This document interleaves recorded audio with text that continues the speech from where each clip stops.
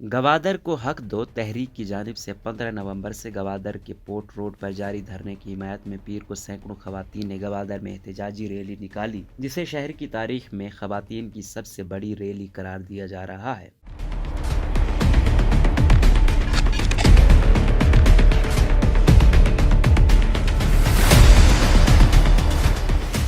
Be B C کے special correspondent محمد کاظم کے مطابق گوادر سے تعلق رکھنے والے سینئر صحافی بہرام بلوچ نے شرکاء کی تعداد کے لحاظ سے اس ریلی کو نہ صرف گوادر بلکہ بلوچستان کی تاریخ کی سب سے بڑی خواتین ریلی قرار دیا ہے۔ اس ریلی سے انگریزی، اردو اور بلوچی زبان میں خطاب کرتے ہوئے طالبہ نفیسہ بلوچ نے کہا کہ ہم گوادر کی مائیں اور بہنیں مولانا ہدایت الرحمان کو ڈرانے والوں کو یہ بتا دینا چاہتی ہیں کہ وہ ایک فرد نہیں ہے بلکہ گوادر اور مکران کے مظلوم عوام کی آواز ہیں۔ اگرچہ حکومت نے گوادر کو حق دو تحریک کے 4 مطالبات کے حوالے سے نوٹیفیکیشن جاری کیے ہیں، لیکن دھرنے کے شرکاء ان پر عمل درآمد کے حوالے سے مطمئن نہیں ہیں۔ دریں اثنا مکران ڈویژن کے ہیڈ کوارٹر تربت میں وزیر اعلیٰ بلوچستان میر عبدالقدوس بدنجو کی صدارت میں ایک اعلیٰ سطح اجلاس سرحدی تجارت کے حوالے سے اہم فیصلے کیے گئے، جن میں ٹوکن سسٹم کا خاتمے کا فیصلہ بھی شامل ہے۔ ریلی سے گوادر کو حق دو تحریک کے قائد مولانا ہدایت الرحمان کے علاوہ بڑی تعداد میں خواتین نے بھی خطاب کیا۔ بعض خواتین نے کہا کہ وہ مجبور ہو کر اپنے گھروں سے نکلی ہیں کیونکہ ان کے مردوں کا روزگار ٹرالروں کے ذریعے غیر قانونی ماہی گیری اور ایرانی سرحد پر تجارت پر پابندیوں کے بعد ختم ہو کر رہ گیا ہے۔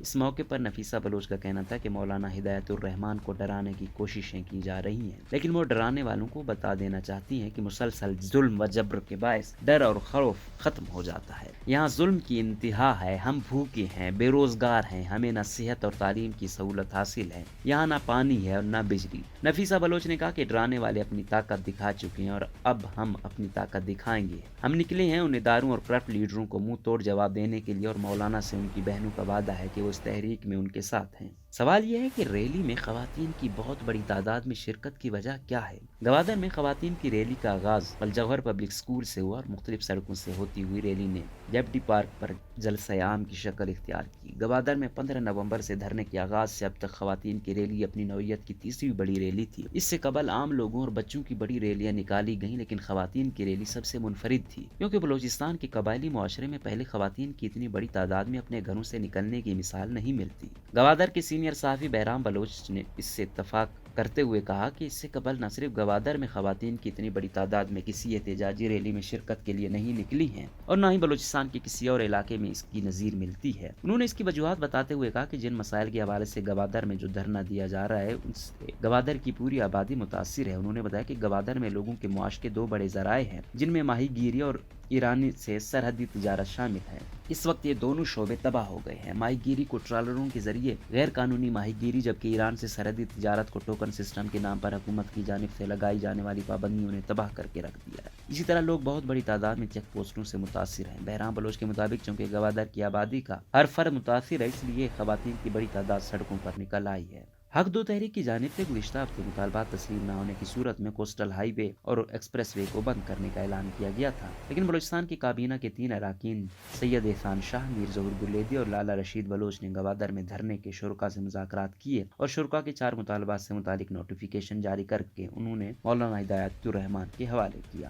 جن 4 مطالبات پر عمل درآمد سے متعلق نوٹیفیکیشن کا اجرا کیا گیا، ان میں بلوچستان کی سمندری حدود میں ٹرالروں کے ذریعے ماہی گیری پر پابندی اور ان کے خلاف کارروائی، سرحد پر نقل و حمل کی مانیٹرنگ فرنٹیئر کور کے بجائے ضلع انتظامیہ کے حوالے کرنے، کوسٹ گارڈ کی تحویل میں لوگوں کی گاڑیاں چھڑوانے کے لیے ضلع انتظامیہ کی جانب سے معاونت فراہم کرنے، اور گوادر میں امن و امان کی موجودہ صورتحال کے پیش نظر شراب کی دکانوں کو تاحکم ثانی بند کرنے سے متعلق تھی۔ ان نوٹیفیکیشنز کے اجرا کے بعد دھرنے کے شرکاء نے شاہراہوں کی بندش کے اعلان پر عمل درآمد کے فیصلے کو مؤخر کرنے کا اعلان تو کیا مگر دھرنے کو ختم نہیں کیا۔ ان نوٹیفیکیشنز کے اجرا کے بعد وزراء کی جانب سے شرکاء سے دھرنے کو فوری طور پر ختم کرنے کا کہا گیا، مگر دھرنے کے شرکاء نے کہا کہ وہ 3 دن تک ان پر عمل درآمد کا جائزہ لیں گے اور اس کے بعد دھرنے کو ختم کرنے یا جاری رکھنے کے بارے میں فیصلہ کریں گے، مگر وہ 3 دن گزر گئے ہیں اور نہ صرف دھرنا جاری ہے بلکہ گوادر کی خواتین بھی دھرنے کی حمایت میں گھروں سے نکل آئی ہیں۔ دھرنا کیوں ختم نہیں کیا گیا؟ 4 مطالبات سے متعلق نوٹیفیکیشنز کے فوری اجرا کے باوجود دھرنے کو ختم نہ کرنے سے متعلق سوال پر گوادر کو حق دو تحریک کے قائد مولانا ہدایت الرحمان نے بتایا کہ نوٹیفیکیشن تو جاری کیے گئے لیکن عمل درآمد نہیں ہو رہا۔ ان کا کہنا تھا کہ ہمارے جو مطالبات ہیں ان میں سب سے اہم لوگوں کے معاش اور روزگار سے متعلق ہیں۔ ان کا کہنا تھا کہ پیر کے روز بھی اور ماڑا میں